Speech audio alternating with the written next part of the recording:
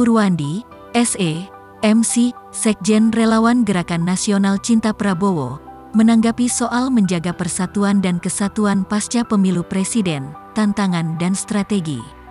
Pemilihan presiden adalah salah satu puncak pesta demokrasi di suatu negara. Melalui pemilu presiden, rakyat dapat menentukan siapa yang akan memimpin negara selama periode tertentu.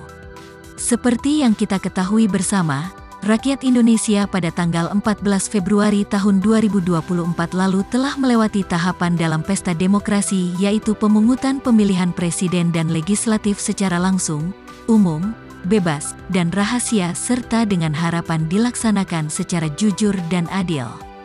Kita tentu ingin pemilu presiden berjalan damai, aman dan tertib, namun hasil pemilu tersebut tidak bisa menjawab keinginan setiap orang yang menghendaki pasangan capres-cawapresnya menang, sehingga hal ini yang dapat memicu gesekan di masyarakat, polarisasi bahkan konflik yang lebih besar, yakni perpecahan di antara masyarakat dan merusak keutuhan NKRI.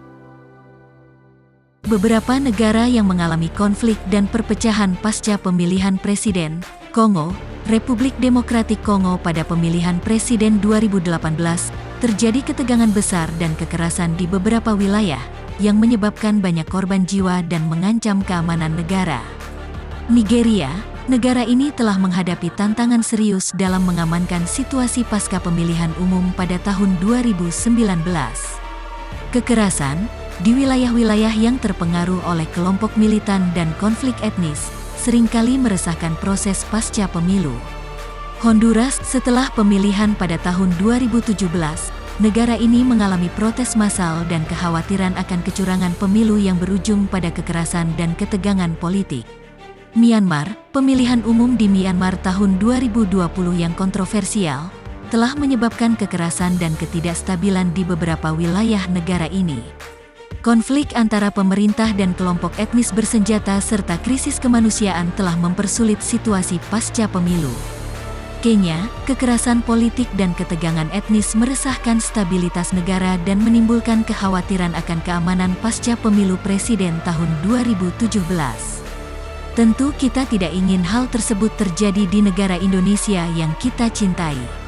Menjaga persatuan dan kesatuan pasca pemilu presiden adalah memang suatu tantangan yang dihadapi oleh banyak negara, terutama yang memiliki keragaman etnis, agama, dan budaya seperti negara kita Indonesia. Ada pula contoh negara yang berhasil mengatasi tantangan pasca pemilu dilaksanakan seperti Afrika Selatan. Negara ini mengalami perubahan besar setelah berakhirnya apartheid pada tahun 1994. Pemilu presiden pertama yang melibatkan semua ras dan kelompok etnis diadakan pada tahun yang sama, dan dimenangkan oleh Nelson Mandela, tokoh perjuangan anti-apartheid. Mandela berusaha untuk mempromosikan rekonsiliasi nasional dan mengatasi ketidakadilan sosial yang ditimbulkan oleh apartheid. Ia juga membentuk Komisi Kebenaran dan Rekonsiliasi untuk mengungkap pelanggaran hak asasi manusia yang terjadi selama rezim apartheid.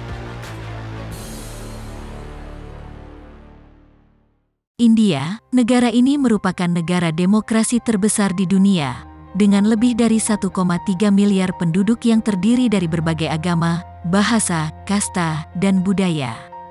India telah mengadakan pemilu presiden secara berkala sejak kemerdekaannya dari Inggris pada tahun 1947. Meskipun menghadapi tantangan seperti kemiskinan, ketimpangan, konflik komunal, dan ancaman keamanan, India tetap berkomitmen untuk menjaga persatuan dan pluralisme. Dugaan kecurangan-kecurangan pasca pemungutan suara beberapa hari lalu mulai bermunculan, ditambah dengan ketidakpuasan dari pihak-pihak yang kalah dalam memperoleh suara dengan membuat berbagai manuver. Kita harus menghormati demokrasi, tetapi Indonesia tidak boleh hancur oleh provokasi dan kebencian. Hasil pemilu semestinya tidak harus memecah belah persatuan dan kesatuan yang selama ini sudah terbentuk.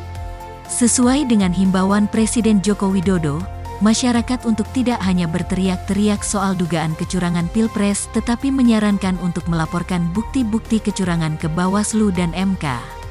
Pertanyaannya, apakah kita mau akan terus berseteru?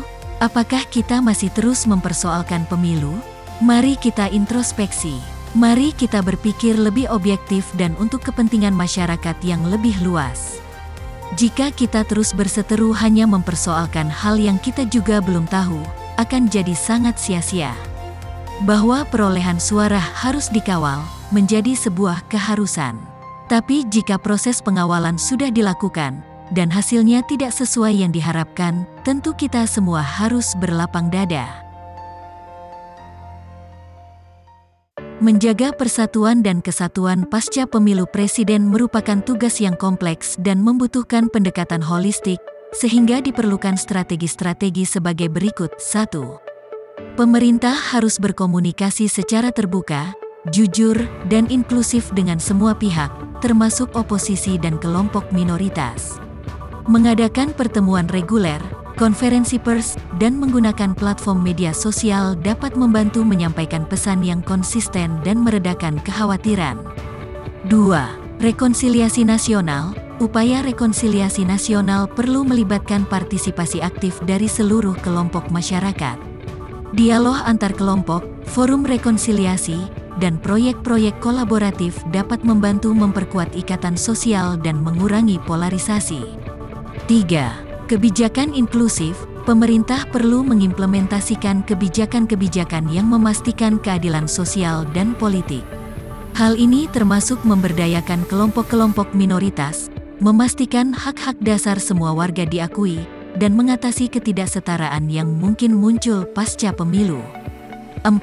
Pendidikan politik. Program pendidikan politik harus dirancang untuk memberikan pemahaman yang mendalam tentang proses demokrasi, hak-hak warga, dan nilai-nilai pluralisme. Pendidikan politik yang efektif dapat membantu mengurangi ketidakpahaman dan membangun kesadaran masyarakat terhadap pentingnya kebersamaan dalam kerangka demokrasi. 5. Kerjasama antar partai. Partai politik memiliki peran kunci dalam meredakan ketegangan pasca pemilu. Kerjasama antar partai, dialog terbuka, dan upaya untuk mencapai kesepakatan bersama akan mengirimkan pesan kuat bahwa kepentingan nasional lebih penting daripada kepentingan partikular. 6. Pengawasan dan penegakan hukum. Penting untuk menegakkan hukum secara adil dan transparan. Membentuk lembaga-lembaga pengawas independen dan memastikan bahwa proses hukum berjalan tanpa intervensi politik akan meningkatkan kepercayaan masyarakat terhadap sistem hukum. Dengan menggabungkan strategi-strategi ini diharapkan bahwa persatuan dan kesatuan pasca pemilu dapat terjaga dengan baik, menciptakan masyarakat yang kuat, inklusif, dan berpegang pada nilai-nilai demokrasi menuju Indonesia Emas 2045.